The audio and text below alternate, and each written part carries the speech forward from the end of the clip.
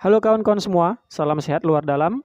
Kali ini saya akan menceritakan alur dari anime berjudul Solo Leveling, yang menceritakan tentang kehidupan seorang hunter paling lemah untuk menjadi yang terkuat di dunia.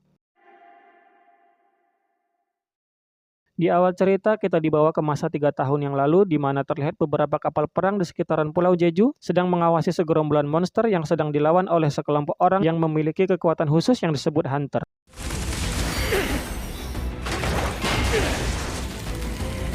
Saat para hunter ini tersudut karena monster yang terlalu kuat, datanglah hunter kelas S yang bernama Min Byung-gu, Eun-soo, dan Bae Yun-ho untuk membantu.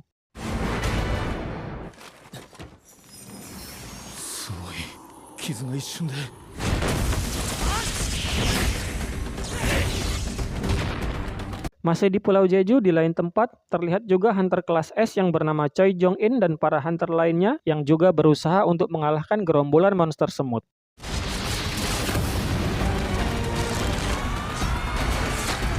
Para monster ini ceritanya berasal dari dalam gerbang yang terhubung dengan dunia lain yang tiba-tiba muncul sekitar 10 tahun yang lalu. Dan karena senjata api nggak mempan untuk ngelawan monster-monster ini, hanya orang-orang dengan kekuatan khusus yang disebut hunter lah yang bisa ngelawan dan ngalahin mereka. Hunter itu sendiri terdiri dari beberapa tingkatan, tergantung jumlah energi sihir yang mereka miliki. Mulai dari yang paling kuat yaitu kelas S, A, B, C, D, dan E. Tapi saat energi sihir seseorang sudah bangkit dan menjadi seorang hunter, maka sekeras apapun dia berlatih, kekuatannya tetap tidak akan meningkat.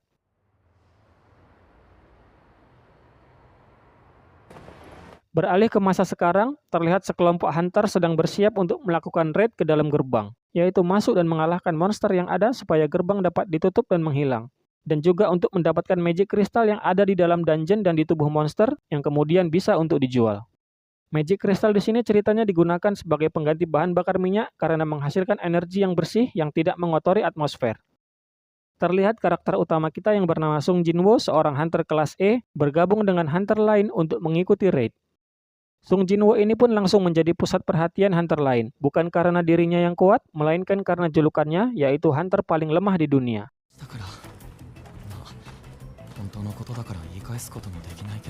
Kelompok raid ini sendiri akan dipimpin oleh hunter kelas C bernama Song Chiul, yang merupakan hunter terkuat di kelompok tersebut. Pak Song ini lalu memimpin kelompok untuk memasuki gerbang menuju dungeon tingkat D. Di dalam dungeon, saat sudah berhasil mengalahkan satu monster dan mendapatkan magic crystal, Sung Jinwoo ini pun diserang oleh monster lain yang membuatnya kewalahan dan sampai membuat senjatanya hancur. Beruntung ada hunter dengan rambut keribu yang menyelamatkan dirinya.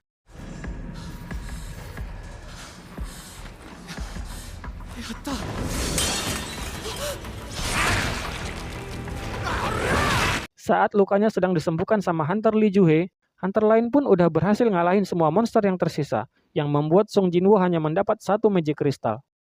Dikira raid udah berakhir, tiba-tiba ada seorang hunter yang menemukan terowongan untuk menuju dungeon lain. Mereka pun lalu melakukan voting untuk mengambil keputusan lanjut atau enggak. Karena hasil voting yang imbang, maka voting terakhir ada di tangan Sung Jinwoo. Dan dia yang membutuhkan uang untuk pengobatan ibu dan biaya sekolah adiknya karena ayahnya yang sudah lama menghilang pun lalu memilih untuk melanjutkan raid.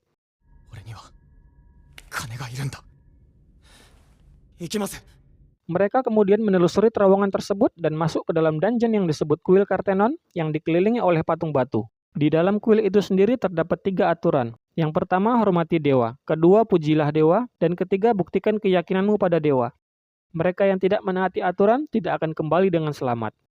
Selesai membaca aturan yang tertulis, tiba-tiba pintu kuil Kartenon ini pun tertutup dengan sendirinya.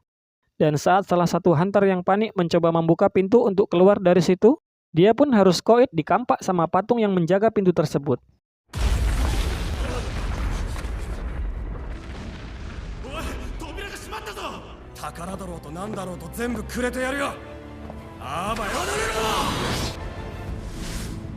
Saat semua hunter panik dan ketakutan, Sung Jinwoo, si hunter terlemah yang udah seringkali berada di ambang kematian pun bisa merasakan bahaya besar yang akan terjadi. Dan dia segera mengingatkan hunter yang lain agar merunduk untuk meminimalisir jatuhnya korban jiwa karena akan ada serangan yang datang dari salah satu patung di kuil tersebut. Pak Song yang kehilangan lengan kirinya dari serangan barusan ini kemudian menyuruh semua hunter agar tidak bergerak untuk mencegah adanya serangan susulan. Tapi Mas Hunter yang ngeyel ini tetap kekeh mencoba untuk kabur. Dan dia pun harus tewas seketika setelah kena tembakan mata laser dari patung paling besar di kuil tersebut.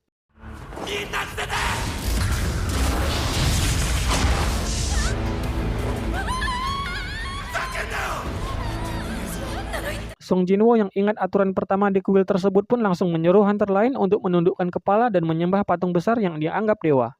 Dan seketika patung itu pun berhenti menyerang. Merasa senang karena dikira semuanya udah berakhir, para hunter ini dikejutkan dengan patung dewa yang bangkit dari duduknya dan memaksa para hunter untuk melakukan aturan nomor 2 di kuil tersebut. Mas Hunter Gondrong ini pun lalu mencoba memberikan pujian pada patung dewa tersebut. Tapi dia harus wafat kepijak karena memanjatkan pujian yang salah. Dan mbak-mbak hunter beban yang cuma jerit-jerit ini pun juga wafat kepijak sama patung ini.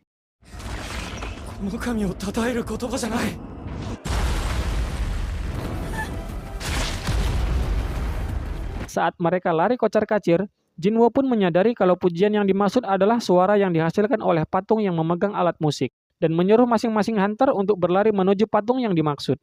Kemudian setelah selesai mengantarkan Juhei yang ketakutan, Jinwoo pun berusaha mencapai patung yang lain. Dia pun akhirnya berhasil mencapai patung yang mengeluarkan suara meskipun harus kehilangan kaki kanannya. Juhei ini lalu langsung mengobati luka Jinwoo dengan sekuat tenaga sampai membuatnya kelelahan yang sampai mimisan dan batuk darah.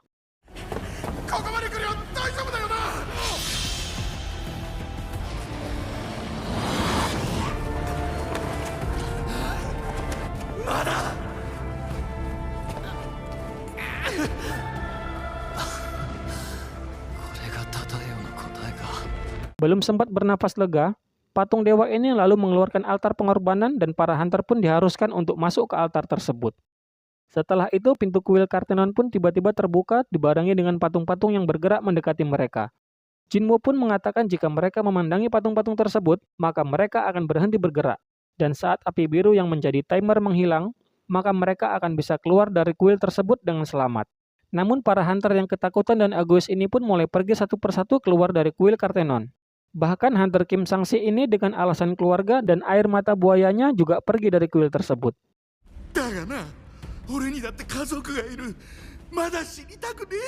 Karena patung yang semakin mendekat karena nggak ada yang mandangi satu-satu, alhasil Jinwoo ini pun dengan berat hati terpaksa mengorbankan diri karena Juhei yang nggak bisa jalan akibat kehabisan tenaga waktu nyembuhin dirinya. Pak Song pun lalu membawa Juhei keluar dari kuil tersebut. Song-san, Juhei-san to nigete kudasai.